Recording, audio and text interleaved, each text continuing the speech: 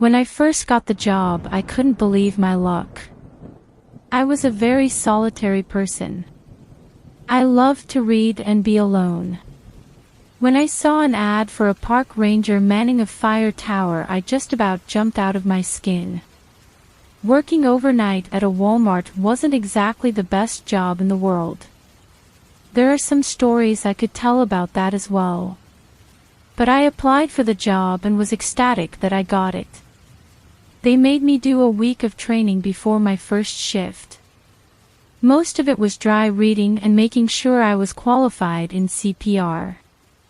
They showed me the job's ins and outs, and then I followed in my car as we drove to the tower. In the middle of the day, it was awe-inspiring to stare up at the underside of the tower looming above me, suspended high in the air by the metal pylons. Once I started climbing the narrow metal stairs with hints of rust at the edges, I was somewhat less than excited. In fact, I was terrified. I don't like heights very much. It's not like I go all vertigo or anything, it's just I prefer to stay on the ground. Once we reached the top and pushed open the trapdoor to get onto the deck that surrounded the tower, I was doing a little better. I opened the door that led into the tower's interior. Looking around the room made me forget all about the terrible climb. It was like a small apartment. There was a small refrigerator, sink, counter, cupboards, and a small table. In the center of the room was a table with a map permanently attached to it. Of course, there were windows all around. There was a 360-degree view, as you would expect for a fire tower in the middle of a state park. The view was absolutely amazing. I could see the peaks and valleys for miles in every direction. It was a photographer's dream. The other ranger explained what was expected of me. We worked 24-hour shifts, so there would be times I would have to sleep, but I had to set an alarm and get up to scan for problems at least once per hour during the night. During daytime hours, I had to scan every 30 minutes. There was a radio to report any trouble and a phone in case I needed to call the fire department. In my mind, I was already drooling at the thought of getting paid to take amazing pictures and sit around reading books.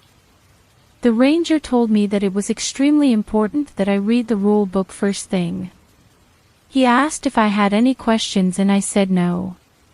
He reinforced that I could not leave the tower no matter what until I was relieved. I followed him down the narrow staircase to get my supplies from my car. He got in his truck and hesitated for a moment as if he wanted to say something else, but then he shut the door, wished me well, and drove away.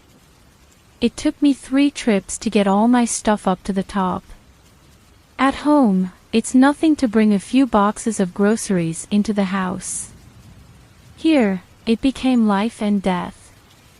I was near the top with the box in front of me when I stumbled on one of the narrow steps and nearly fell over the side. I paused for a long moment to regain my balance before continuing to the top. It suddenly struck me that this job might not be the cakewalk I thought it was. I pushed that thought to the back of my mind and went for my next 2 loads. Basic supplies, books, phone chargers, camera, occupied the second and last trips. Once I was up for good, I collapsed into the chair. I was on my way to nap land when I heard static on the radio. I jumped up and grabbed it. "Hello," I said, but no one answered. I figured this was the ranger's subtle way of reminding me it was time to do a check. But lugging 3 loads up the tiny stairs of death had put a serious crimp in my fire watch time. In fact, it had been nearly an hour since the other ranger had left. I did my slow pan around the room, checking each part of the forest for smoke and seeing none. Having successfully completed my first go-around, I celebrated with a bottle of water while I put the groceries away. The cupboards weren't empty, but they weren't a gourmet's delight either. Nearly a full shelf of baked beans didn't exactly thrill me, but I had the supplies that should do me for a few shifts. I set the bread on the counter and loaded the cold cuts in the fridge. I would get some more options the next time I went shopping. By the time I finished putting things away, it was time for another check. The sun was starting to set, so I grabbed my camera and took some amazing pictures. I couldn't wait to upload them to my computer at home. As I looked around the room, my eyes landed on the manual. I realized I hadn't read it yet. I sighed and took it over to the chair. I was sure it would have me out cold in no time. As I opened the book, a piece of notebook paper fell out. I picked it up and read the real rules. 1. Never, under any circumstances, leave the fire tower until you are relieved. 2. Turn off all lights between the hours of 2 and 3 a.m. 3. If you receive a radio transmission or phone call between those hours, do not answer. 4. If anyone knocks on the trapdoor during those hours, tell them they'll have to wait until morning. Do not open the door. 5. If you see a glowing object floating toward the tower, don't look at it. Cover your eyes and count to 50. When you open your eyes, it should be gone. If not, cover and count to 50 again. 6. If animals surround the tower, don't go down to look. Fire your flare gun into the air twice 1 minute apart, then lock yourself in the bathroom and hope for the best. I sat the note down and stared at it. Was this a joke? Were they having some fun with the new guy? I wasn't looking forward to getting hazed at 2 o'clock in the morning. I put the note back in the book and skimmed through the manual. It was a real snooze fest of standard rules and nonsense. For the next check, I decided to use binoculars. I was rewarded by seeing a bear and 3 deer. I pulled out my camera and took some pics, but the zoom wasn't quite as much as I needed to get some really good shots. You could still tell it was a bear, but it was a little blurry. I decided to go camera shopping with my first paycheck. What's the use of having this spectacular view if I can't take good pictures of it? Soon after sunset came the twilight. The sky lit up a brilliant orange. I took some more pictures and did my scan. I was just about to go back inside when I noticed a thin wisp of smoke in the distance. I grabbed my binoculars and tried to get a better view, but there were too many trees in the way. I pulled out my compass and got a general direction, then grabbed the radio and called the ranger on duty. I told him I had a fire, and gave him the direction and general distance. He acknowledged and said he would check it out. I stayed glued to my binoculars waiting to see the smoke lessen. Minutes seemed to each take an eternity as the smoke continued to rise. Nearly a half hour later, the radio came to life. "Hey, rookie," the ranger said. "Did you find it? Did you put it out? I still see smoke. Did I tell you the wrong place?" I said into the radio all in one breath. "Whoa there," he said. "Everything's fine. It was just a campfire." "A what?" "A campfire," he said. "Nothing to worry about." "A campfire," I repeated in a daze. "Yeah, you'll want to see more smoke, and it should be a lot thicker and darker before you call it in." I stood in silence, my face beat red with embarrassment. "Cheer up," the ranger said into the silence. "At least you didn't call the fire department." I looked over at the phone, knowing I was mere minutes from doing that very thing. "Yeah, thanks," I said. "Sorry about that." "Don't worry, kid," he said. "At least you erred on the side of caution instead of letting the forest burn down." I put my face in my palm and shook my head. So much for a good first impression.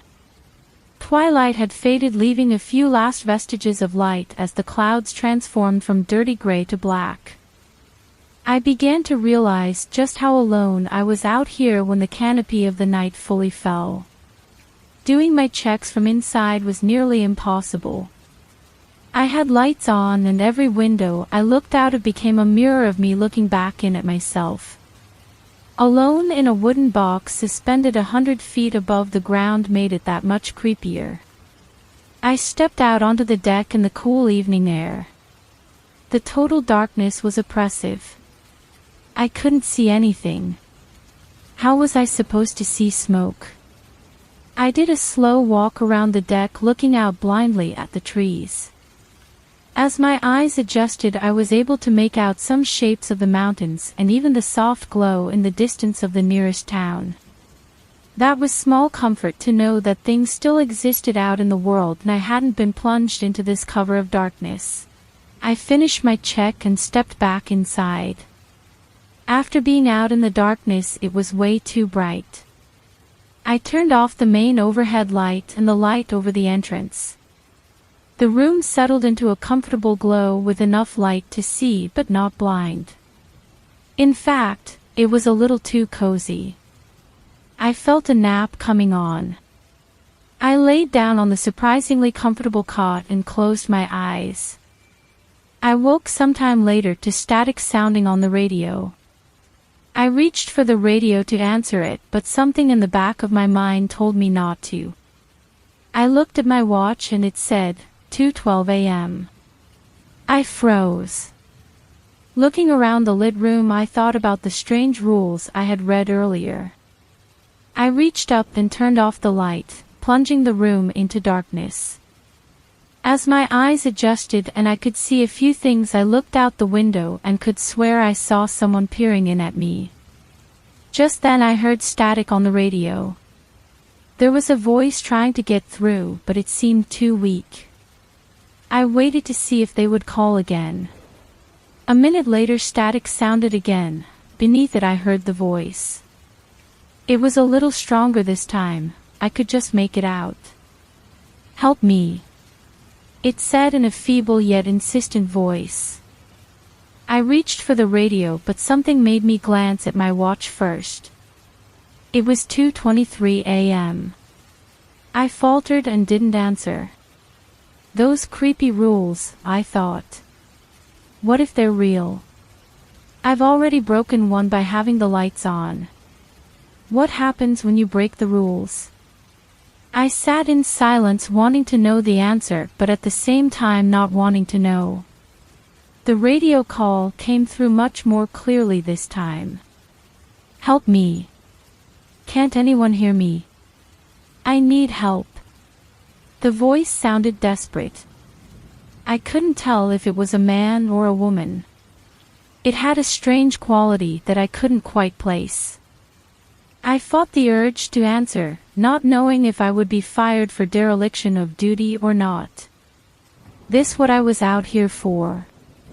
I needed to answer, but my mind just wouldn't let go of those rules. The minutes ticked by like hours. 3 more times the radio sounded out its plea, each time sounding more desperate. I watched the time, counting the seconds until 3. When the time finally came, I picked up the radio. "Whoever was calling for help, please state your position so I can relay help to you," I said. "Who is this?" came the answer on the radio. "This is a park ranger manning a fire tower." "Well, park ranger, I've been on this channel all night and yours is the first voice I've heard." That's not possible, I thought.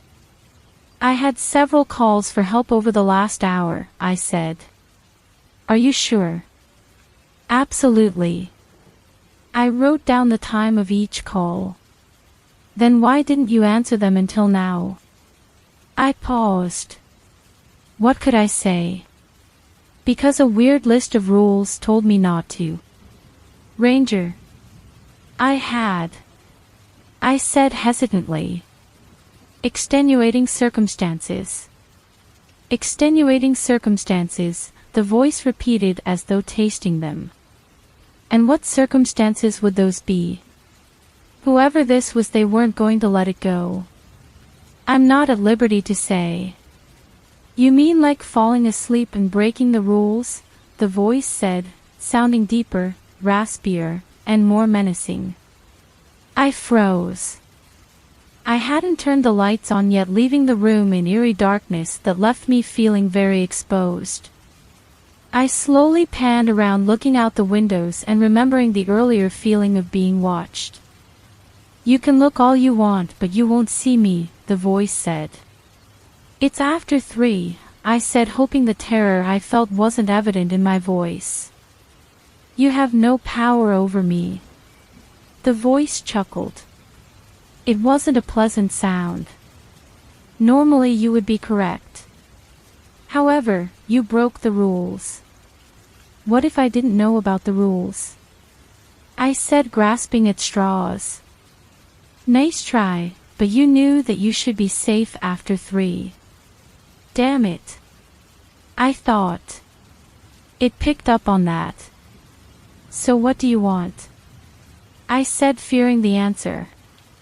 We're hungry, the voice said, only now it sounded like many voices speaking at once. Come down and let us feed. My legs turned to rubber as I stumbled over to the door and stepped out onto the deck. The moon was rising half full, casting light into the darkness. I looked down and saw over a dozen large animals surrounding the tower in a circle. And each one of them was looking up at me. I dove back inside and locked the door. I frantically searched for the flashlight. Once I found it, I picked up the phone to call the ranger station. There was no dial tone. I hung up and tried again, but still nothing. I pulled out my cell phone, but there was no signal. I paused to clear my head. Okay, I thought. You're freaked out right now, but what's actually happened? A weirdo on the radio, some animals around the tower. This list is making you paranoid. Just then I looked outside and there was light off in the distance that looked like an airplane. The problem was it was heading straight toward me. It was mesmerizing. I found myself staring into the rapidly approaching glow until I realized it was going to ram into the tower. I found the best cover I could on the opposite side of the room and surrounded myself with as much furniture as possible. Being that the furnishings were sparse, that meant I dragged the chair over in front of me. I covered my eyes and hoped for the best. I may or may not have mumbled one of those, "I promise I'll be good if you get me out of this" prayers. The seconds tumbled into minutes. Nothing happened. I peeked over the edge of the counter and the light was gone. I breathed a sigh of relief and wondered why I hadn't heard any engine sound. I decided it was because I was too busy ducking for cover. Then it hit me. I grabbed the manual and pulled out the list of rules. There it was, rule number 5. If you see a glowing object floating toward the tower, don't look at it. Cover your eyes and count to 50. When you open your eyes, it should be gone. If not, cover and count to 50 again. I read over the rules again and realized how many had come to pass. For a long moment, I thought that maybe it was an elaborate joke. Some of the rangers yanking the rookie's chain.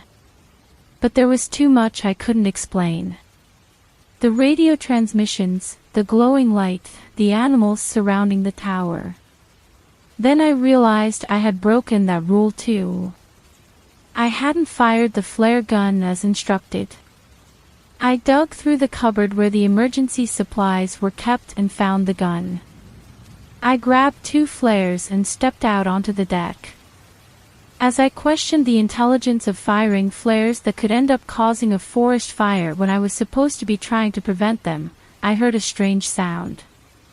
I held my breath and cocked my ear for a better listen.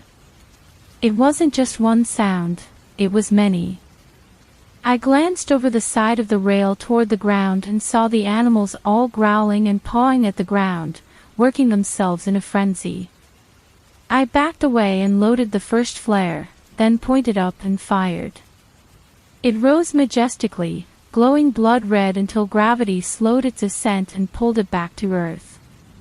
I watched closely to make sure not only that it went out, but where it landed, just in case. I waited a minute and fired the second flare, watching where it landed as well. I stepped back inside and hid in the bathroom as instructed. I knew in my heart that I was safe from the animals as long as I didn't go down the steps. The radio sounded off, scaring me nearly half to death. "Fire tower number 5, the voice said. "Have seen your flares. I'm on my way." "Are you physically injured?" "No, not at the moment," I said. "I'll explain when you get here." "Roger that, en route." I tried to calm my nerves by thinking about what job I would apply for next and how unfortunate it was that this one didn't work out. I thought about what I was going to tell the ranger when he got here. I couldn't tell him the truth. But what else could I say? There were some animals at the bottom of the tower that scared me. I honestly considered calling him back and telling him not to come when I felt heavy footsteps on the bottom stairs of the fire tower. I must have been daydreaming and let time slip by. I stepped out of the bathroom and went to the trapdoor. "Are you here already?" I said into the radio as I reached down to unlatch the trapdoor. That was fast. "What are you talking about?" came the clear answer over the radio. "I'm not there yet." I paused as I felt the footsteps come closer to the top. "Where are you?" I said quietly. "I can barely see the tower.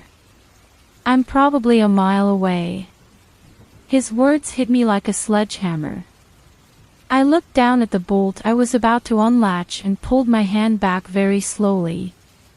"Which direction are you coming from?" I said. "Southeast." I looked in that direction and sure enough, I could see headlights approaching. The radio sounded again, but with a slightly different voice. "Tower, ignore that last transmission," it said. "I'm already here, let me in, please."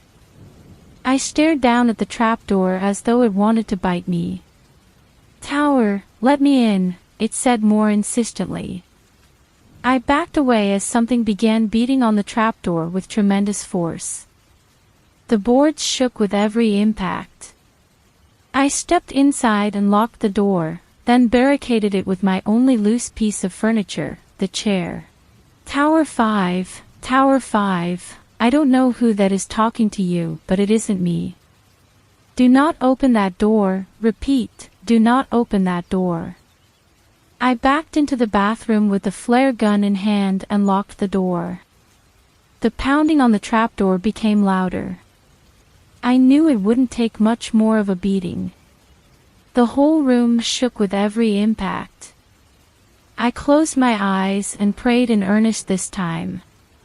And then my salvation came in the form of the engine sound of a pickup truck. I knew the real ranger was here. I listened as it came closer and then stopped. There was an awful silence for a moment and then gunfire. Over and over, multiple shots in rapid succession.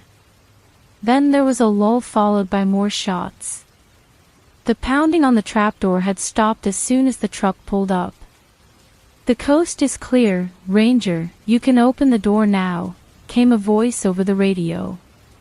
I put my hand on the knob, smiling to go out and greet my savior in when I heard a weak transmission. "Don't, not me." It rasped. A heartbeat later the screaming began. It was a gut-wrenching scream of terrible suffering. I could hear it beneath me. All I could do was drop to the floor and curl up in a ball as the screaming went on and on. I closed my eyes and tried not to imagine that poor ranger being ripped to shreds by God knows what. Soon the screams lessened in volume and intensity as though they were moving away. I rocked back and forth hugging my knees until unconsciousness mercifully took me. I woke to strange voices calling my name. I opened my eyes and I was surrounded by people in blue uniforms. I panicked and backed away from them as fast as I could until my back hit a wall. "Calm down," one of them said. "It's all right." I looked around the room like an animal that had been backed into a corner. I was ready to fight my way out. "Are you injured?" he said. My mind raced to remember where I was. I looked out the window and it was morning. The sun was shining and I could see blue clouds. Everything from last night came back to me in a rush. I looked around the room and saw nothing out of the ordinary. "I'm not injured," I said to the EMT. "Can you tell us what happened here?" a ranger said from behind them. I looked over at the manual that contained the list of rules and for a heartbeat considered telling him to read them.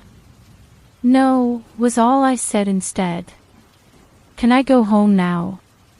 The ranger glared at me. Wanting answers and not getting them is frustrating, I know. "Is he all right to drive?" the ranger asked the EMT. They gave me the once-over, BP, lungs, heart rate, and didn't find anything to be concerned about. "I'd say physically he's fine," the EMT said. The ranger sighed. "Go ahead," he said. "But I'll want to talk to you tomorrow." I nodded and stood, gathered my things, and started toward the door. When I got to the open trapdoor, I hesitated, seeing it had been hacked open with an axe. I took a tentative first step, then another. Surviving a night as I had only to fall down several flights of stairs would be quite ironic. As I made my way down, white-knuckling the railing the whole way down, I saw people busy at the bottom. They were picking up shell casings with gloves and putting them into plastic bags. I could see spots of blood here and there, but no bodies, either human or animal. I saw the trail of blood as it disappeared into the woods. I stood on the bottom step for a long time, wondering if I was allowed to step onto the ground. I took the step and bolted for my car. I started it up and drove out of there as fast as I could. Just as I turned onto the gravel road, a deer walked out in front of me. I slammed on the brakes and slid to a stop mere inches from hitting it. It didn't move, just stood there staring at me. As I looked more closely, I could see blood on its nose and mouth. My heart skipped a beat when I saw a shred of a ranger's patch impaled on one of its antlers. Its eyes bored into mine as I slammed into reverse, then drive, swerved around the deer, and broke every speed limit getting home. I called my boss and quit as soon as I got there. Then I packed and started looking for a job in the city. Maybe I can find a nice quiet warehouse to guard. But, if it has a set of strange rules, I'm walking out, no questions asked.